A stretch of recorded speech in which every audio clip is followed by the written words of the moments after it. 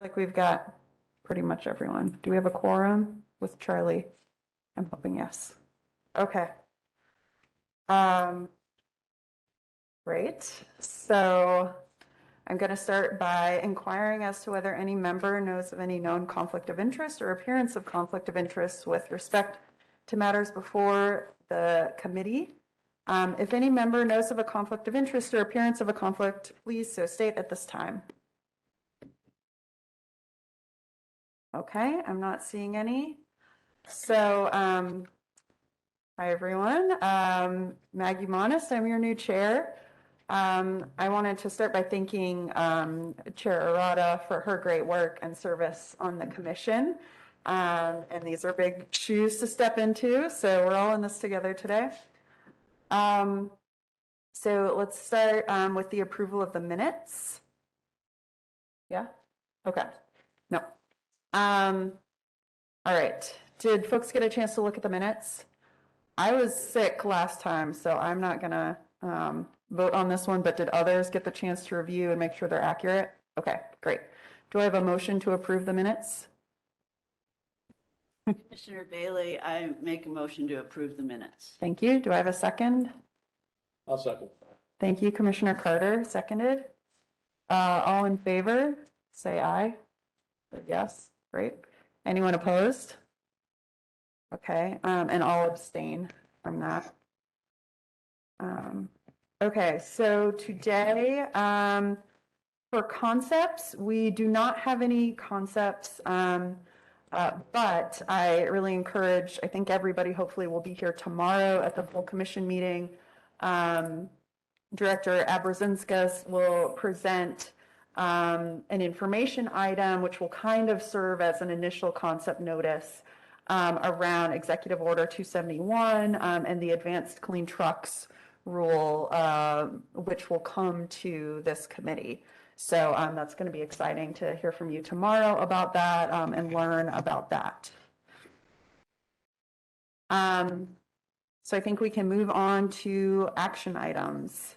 And number one is a request for approval of proposed amendments and regulatory impact analysis, et cetera, for 15A NCAC 02D.0960, Part B. Carrie, are you here? Yeah. Thank you so much.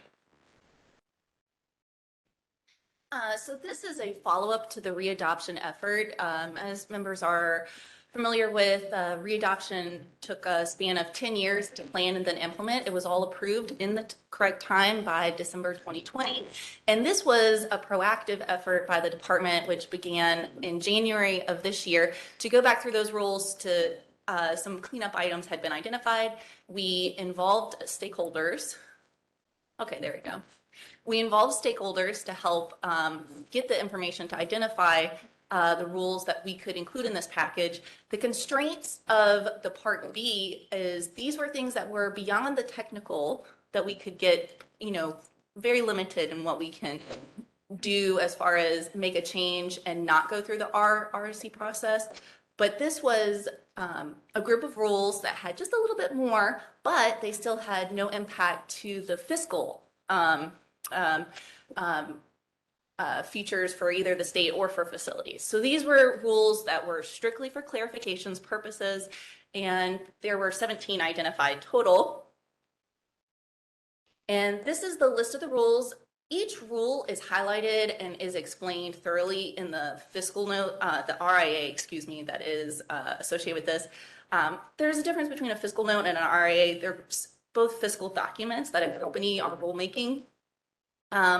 It just means that this one didn't have the threshold of monetary impact when you have an RIA. So there's not going to be, when you look through the RIA, there's not actually going to be a dollar and cents value because there is no dollar and cents value, especially in this case. But sometimes RIAs have a lower limit. It's a dollar amount threshold. So here we go. We're going to highlight a few rules specifically, unless anyone has any questions on these. We have 4 rules in particular we're going to go into just a tiny bit of detail with, just to kind of give you a sample of what the overall package was going in, clarifying, making corrections to. This is a really great example. So paragraph G13, this was a definitions rule in O2Q 102. And this line right here that's underlined on the screen was actually both underlined and struck out. And going back and forth between the RRC, it ended up getting deleted. This was a mistake. But to add it back, it was considered more than a technical correction. And so this is obviously really important because if we don't have the word "this does not," it actually included these. So this was not something that the department continued to do their permitting and compliance work, assuming that this language was included. So this was just something always on the to-do list. This is another example. So here, Just a second. oh yeah, I can go back. Can I Go ask ahead. a question? Yeah, about that previous one. So it looks like the lead-in language is saying the following activities shall not require a permit or permit modification. And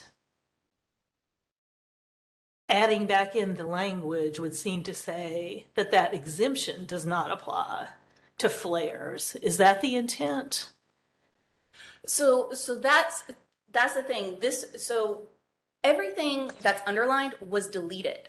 So it didn't even make sense in the context of the rule because the rule is a list of definitions. So where it says solid waste landfills and then a colon, that's what's being defined. So this particular G13 didn't even make sense. It's like looking at a teddy bear without a head to it. It didn't make sense other than in the context of the previous version of the rule. This rule had not been, I believe it had been amended during the readoption process for clarification. The actual, when you go into it, wasn't meant to change the regulatory scope to these flare units. This was just a process, unfortunately, of the readoption of going in and editing and trying to make the definition section consistent from definition to definition. This just happened to be a poor, oversight. And Madam Chair, I'll just add a little more explanation. This is the rule that outlines activities that are exempt from permitting. And it's a fairly long rule. So when you're parachuting into paragraph G, it's listing activities that shall not require a permit. And what we're attempting to do here is put it back the way that it was originally and the way that it stood for many years. So just one further clarifying question. So the intent is that the exemption would apply to solid waste landfills, but not to flares and combustion sources at solid waste landfills. Is that the intent? Okay. Thank you. And there's a set of rules specific for the landfill section too. So this isn't all encompassing. This is just kind of, our O2Q rules are more like the overall administrative, and then O2D are you getting into the more specific regulations for each emission source. But yeah, so this is just going back to how it was intended to be originally. And this was an issue in the future where, underlining and strike out, there was an issue with the OAH, they have like a special module within the Word document. So when you do rule editing, it kind of does things for you as you're going through. And this is something that's been corrected in the next one. So this should not happen again. This is an example of where the terminology changed. So previously, under this section of the rule, we had particulate matter. Well, of course, we were adding in the number 4 section, PM 2.5 specifically and PM 10 specifically, because those AALs had been carried down from the EPA. And so we were just aligning this rule to be more specific. So instead of saying particulate matter, we're just adding in PM 2.5 and PM 10 specifically, just to make it clear, consistent, and it's just written in an order so that it makes sense with the next section of what actually lists the AALs. You can see it doesn't go A, B, C, D. It just kind of, I just kind of skipped over those just so you can kind of see. But the order of the AALs are in the order of sulfur dioxide, PM 2.5, NOx, carbon, and PM10. So that was a pretty straightforward one. This was commented from the EPA specifically in their review of our Group 6 readoption package. So that's still going through the approval process. This was a rule that we had intended to change during the readoption, but we had not actually had the final definition to get into it in time. But it was something we'd always wanted to do. It was something that the stakeholders, specifically the service stations, wanted to ask for. So Rule 928 has to deal with service stations. And again, this was a stakeholder request. Our internal stakeholders had several options. We mostly wanted to capture that service stations, as far as vapor recovery, is specific to on-road mobile vehicles. And so there were several solutions put forward as to how to make that clear. Ultimately, our compliance experts decided, let's put in a specific definition for motor vehicle that it captures the on-road aspect, and it is indeed the same definition that DOT uses in our general statute. So that's, we don't often put general statutes or references to general statutes within our rules, but this just seemed a good place to do it since there was, a lot of service station facility confusion on it. Yeah. Yes, go ahead, Commissioner Bailey. Interrupt the presentation, but what does this cover then that solely electric vehicles are considered motor vehicles under this rule then? So that is one of the things that, remember, this rule is about service stations and their vapor recovery aspect for, what is a service station, what's their throughput, what vehicles are attaching to actually, from the pump to get the fuel put in. So the main thing that, of course, North Carolina's got a lot of marinas, and there are boat service stations. And we also have, different farm dedicated service stations. So the main thing is this is not applying to service stations that are strictly serving off-road vehicles, strictly serving marina, obviously with off-road. So this is something I don't know if we'll receive a comment on or not, but this was seen to be the best solution to the issue of clarifying, what is a motor vehicle as far as it connecting to the service station. I know this definition isn't perfect. This is just what we had from our general statutes. We thought it was best to be consistent. So on the last note, just to highlight, this is a repeal of a rule. And I know that seems like, wow, there's no fiscal impact from a repeal, but this is a very unique thing. So this was a project that I worked on for the readoption, was our cargo tank leak test change in North Carolina. So when we talk about cargo tanks, specifically in air quality, we're talking about cargo tanks that are transporting gasoline. And the VOC emissions from those closed containers that are being hauled. In this instance, all of the requirements in Rule 960 are 100% mirrored in our Rule 932. Our Rule 932, under the VOC rules, the 900 section is our VOC rules, the 932 has transformed. Instead of being a state-specific sticker program, we're relying on federal enforcement of the inspection of these cargo tanks. But we're still requiring the owners of the cargo tanks to maintain that they're getting inspected annually, that they're being, leak tested, and that the leak test meets our requirements. And the national test is actually quite stringent, but a lot of these cargo tanks will use the EPA one, which is what the North Carolina was relying on previously.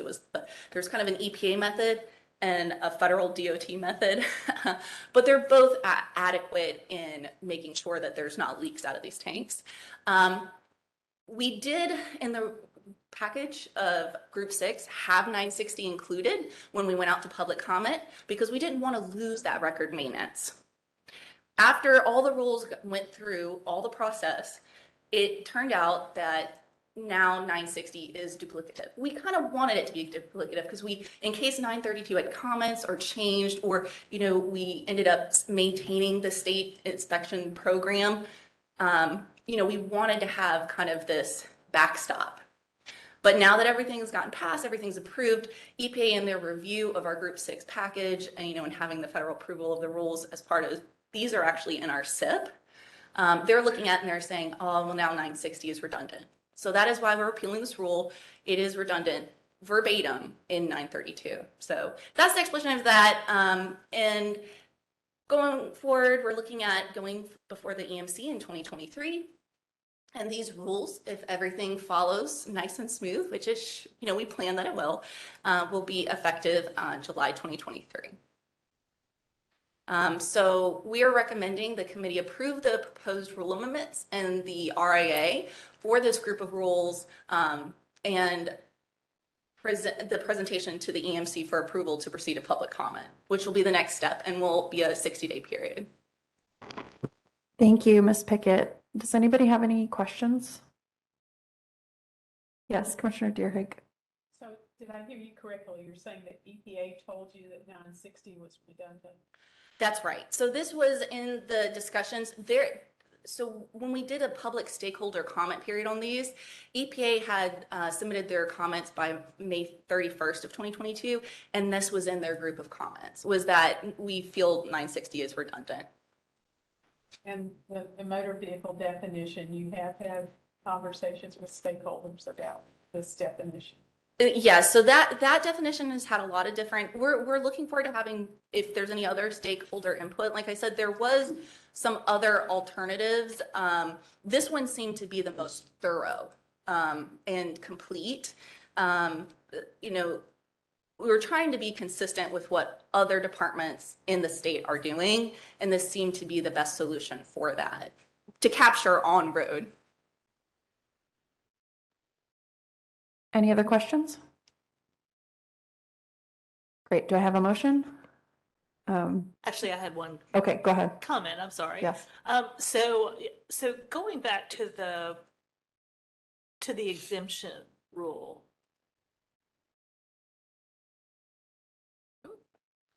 Yes. Just one, Which, the repeat? the solid waste, no, Oh, okay. the solid The waste. 102, the definitions. one. Yes, that one. Okay.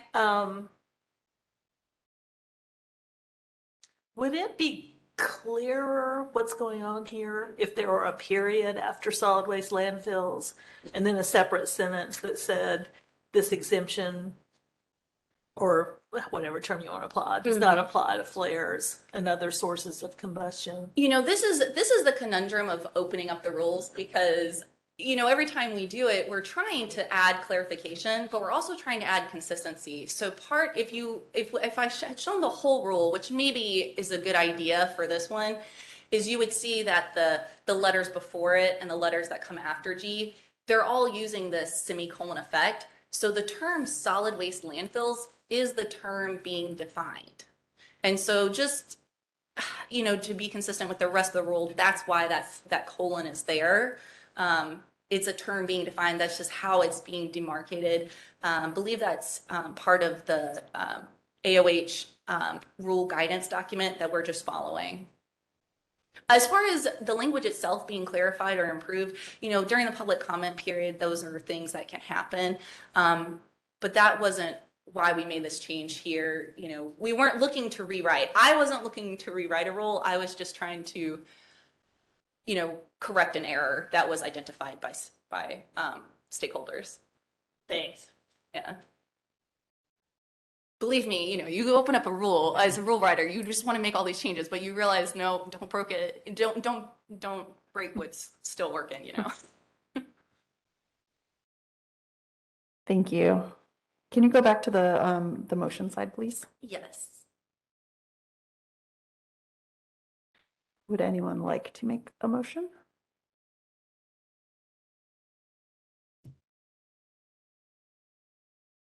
Commissioner Bailey? Commissioner Bailey, I so move that the committee approve the proposed rule amendments and regulatory impact analysis for rules 15A NCAC 2Q0102 and 0706, and 15 NCAC 2D 0503, 0506, 0532, 0618, 83, 0614, 0918, 0926, 0927, 0928, 0932, 0961, 0964, 1403, and 1708, and repeal the 15A NCAC 2D 0960 for a presentation to the EMC to proceed to public comment. Thank you. Do I have a second? Commissioner Davis? Any discussion? Okay, all in favor, say aye. Aye. Any opposed?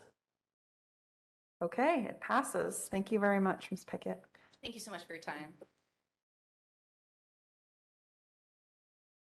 Okay, we have one item on the EMC agenda. Ms. Quinlan, are you presenting that now or? Unless there's a request to, we Okay. do not Okay, great. hold that for tomorrow. Okay, so that will be on the amendments to allow electronic submittal of documents, which I know everybody's very excited about. So we'll see that tomorrow. And so now we'll just go to informational items, and I'll hand it over to you, Director Brzezinskis. All right, thank you, Madam Chair, and good morning, everyone. Number of updates this morning for you. First one is a staffing update. We want to welcome Katie Quinlan as our new Rules Development Branch Supervisor with the Planning Section. Katie joined the Rules Development Branch in October of 2019 as an engineer. She worked in a wide variety of challenging projects over the last 3 years, including leading the Reggie Fiscal Note, which you'll hear about at your next meeting. Prior to joining DAQ, Katie worked with the Texas Commission of Environmental Quality for 5 years as an engineer in their air permits division. She earned a bachelor's in civil engineering from University of Texas at Austin and completed her EIT certification in 2016. And Katie replaces Patrick Nolson, who retired from DAQ at the end of August. So we welcome Katie to the new role, and you'll be seeing a lot of her in the future. Next, wanted to outline, since we have a little extra time this morning, a number of EPA actions that we are following currently. The first is some potential clarifications or revisions to the minor new source review program rules. EPA is taking feedback from state and local air agencies currently on a couple different components of that rule under Part 51. First is they're taking a look at the public participation procedures under those rules. This directly impacts the synthetic minor noticing requirements that we've brought to your attention in prior meetings. And so it could also impact true minor facilities as well. So all of those are under discussion between EPA and states and locals at this time. EPA is also looking at aspects of those rules to ensure the NACs are protected. And so they're exploring what states and locals do in their SIP rules to ensure that's the case for synthetic minors and true minors. So we're going to stay engaged on that topic and keep you informed. We anticipate, we're hearing from EPA that if they decide to do clarifications and revisions to those Part 51 rules for, again, the minor new source review program, they're looking at proposing a rule no earlier than June of next year.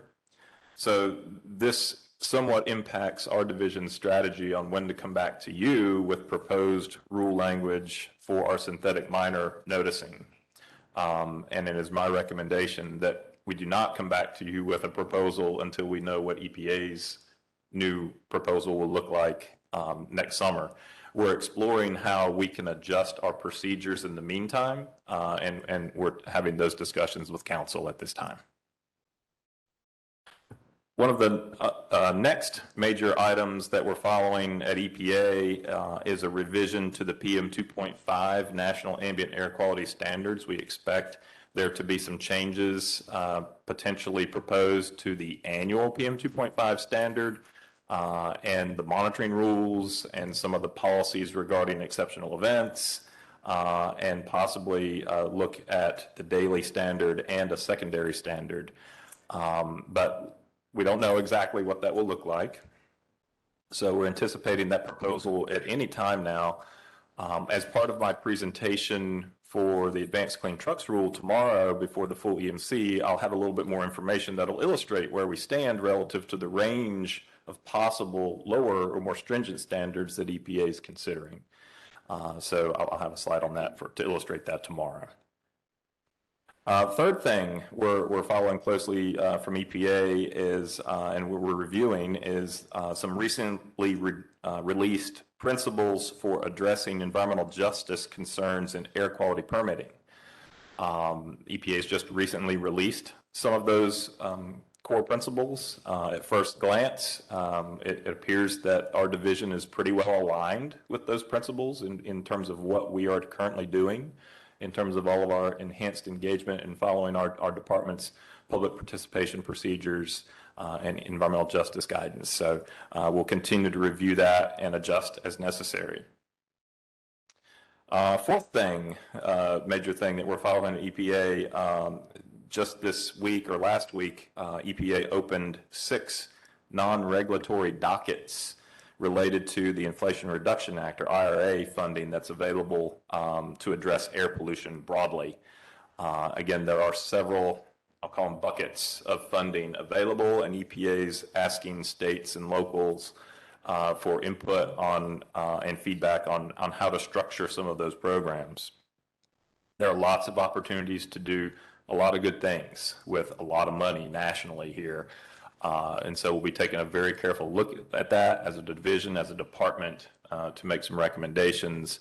I anticipate a core theme in some of our comments or recommendations will be not to forget the core programs for which we are struggling to meet our federal existing deadlines on, and layer on top of that some of our staffing issues and concerns there.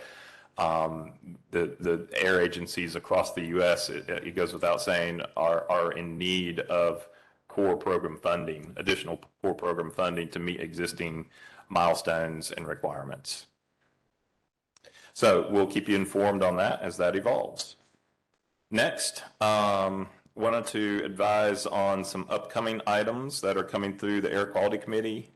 Tomorrow, as was mentioned previously, we will be presenting the rulemaking concept for the Advanced Clean Trucks rule following Governor Cooper's signing of Executive Order 271. So we'll have a full presentation on that tomorrow.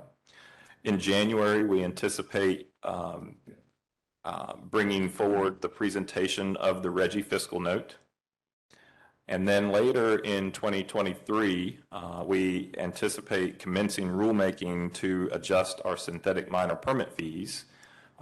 We will only come to you after we have engaged our stakeholders and have had a full stakeholder process on that topic. So just want to give you a heads up as that will be coming forward at some point in 2023. And then finally this morning, I wanted to give you a quick update on our Volkswagen settlement grants. And today we are announcing kind of the final slug of awards under the Volkswagen settlement program, where we're providing more than $11 million in grants for projects that are going to replace older heavy-duty vehicles and equipment with cleaner alternatives. Again, these grants are the last to be awarded under our VW program and with the state's share of that national settlement dollars. These awards are going to fund 45 on-road and off-road diesel vehicles and the replacement of those vehicles, including bucket trucks, refuse haulers, dump trucks, box trucks, front-end loaders, semi-trucks, freight trucks, and freight switchers. Nearly half of the funds in the program are going toward electric vehicle replacements, so that's really exciting and aligns nicely with the topic that we'll discuss tomorrow before the full commission. By replacing these older vehicles, we anticipate to get emission reductions of NOx of more than 113 tons, 5,900 pounds of particulate matter reductions, and over 6,900 tons of GHG reductions. There's one project in particular in this group of 45 that we're announcing today that's a bit unique. We're awarding the electrification of 2 diesel freight switcher locomotives that are operated by Nucor Steel's facility in Hertford County. This project, a public-private partnership between Hertford County and Nucor, will provide the most of the emission reductions amongst all of these projects.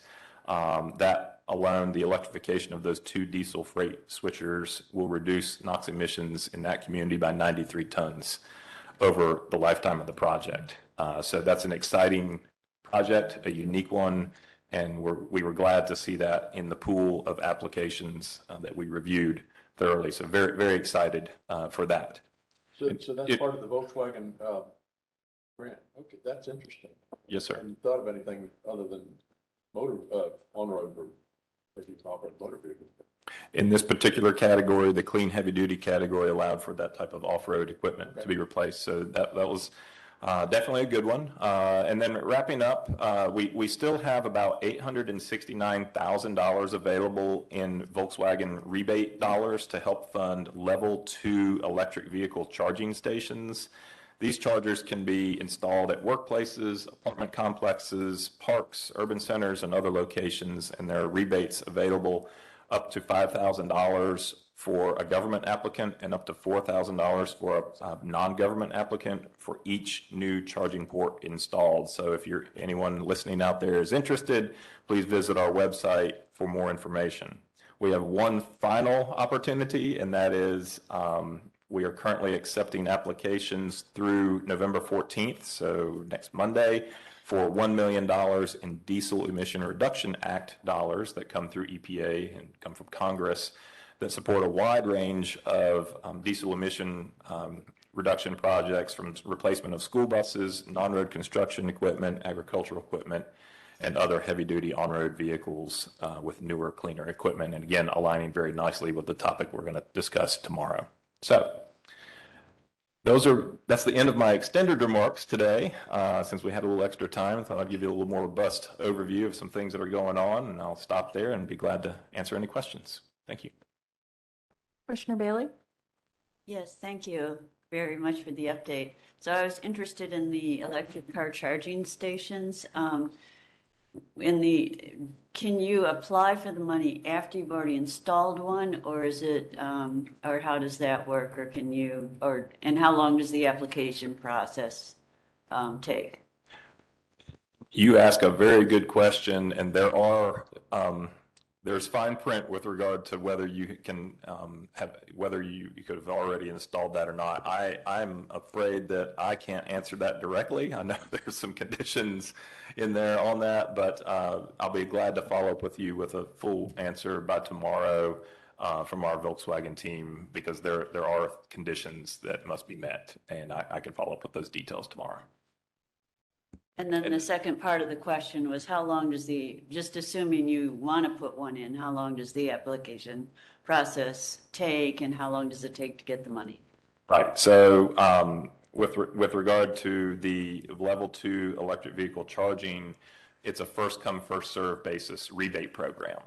So long as the application meets all of the terms and conditions and the requirements for being eligible, which again, we have a ton of that information on our website, and our Volkswagen team is available to take any questions on that. And there's funding available, then it's eligible, then it can be awarded pretty quickly. And so we've already done a good number of these types of awards for the applications we've received thus far, but there's some money remaining. So definitely some great opportunities there. And I forgot if you told me, if you told us how many have been awarded, and I thought you told us how much money was remaining in that fund, but could you say it again? Yes, ma'am. There's $869,000 available for rebates for those level 2 electric vehicle chargers, and the rebate amounts are up to $5,000 per charging port installed for public sector installations, and $4,000 to non-government applicants per charging port installed. And one last question, how, do you remember, or do you know how many were already awarded? I don't remember off the top of my head, but I have all that information and I can follow up with that as well. And actually, it's on our website. We have all of the prior awards for the entire slug of 63 million now that's been, nearly 63 million that's been awarded under phase two. All of that information down to the project level is on our website. And there have been so many excellent projects, and this has been happening over the course of the entire spring, summer, and fall. I don't have that committed to memory, but glad to follow up with some specific details. Thank you very Yep. much. Commissioner Deerhake? Remind us, are there any conditions for the applicants? Are they more than just government entities, private individuals and nonprofits? Can for-profits apply for this fund? Great question. They're probably mostly public sector eligibility only for many of the bins and categories of funding, because what we found very early in our process, in our early outreach and request for information from a variety of stakeholders, was that the public sector needs were so great. There was just a need for a boost there. But certainly there were some innovative ways and to address that, some public-private partnerships like the one that I announced today that helped facilitate a great project. And so we encouraged the freight switchers. Came to mind when you mentioned the for-profit, but there was also a nonprofit tied into that. The county was the one that applied for the funds, and so in partnership with Nucor Steel. And so that was a great example. And we highlighted that throughout our processes, that potential. That was one in particular that came to fruition in this clean heavy duty program that we're announcing today. Any Again, other questions for Director Abrazinskas? and I'll just say again, for that remaining amount of rebate money for the chargers, that's also a non-government availability and eligibility in that category as well. Thank you. Okay, any other questions? I had one of those bad Volkswagens, so I'm very glad to have some good come out of that situation. All right, well then, I think that's it. We didn't get the chance to welcome our new member, Dr. Lyerly, but we will next time, and we'll see him tomorrow. And also Commissioner Duggan is our new vice chair, and he also wasn't able to be here, but we'll thank him and welcome him again in January. So this is our last committee meeting of the year, and as you heard, we've got a lot of work ahead of us in 2023. So this is going to be a busy committee, and I thank you all for that. With that, I think we can adjourn.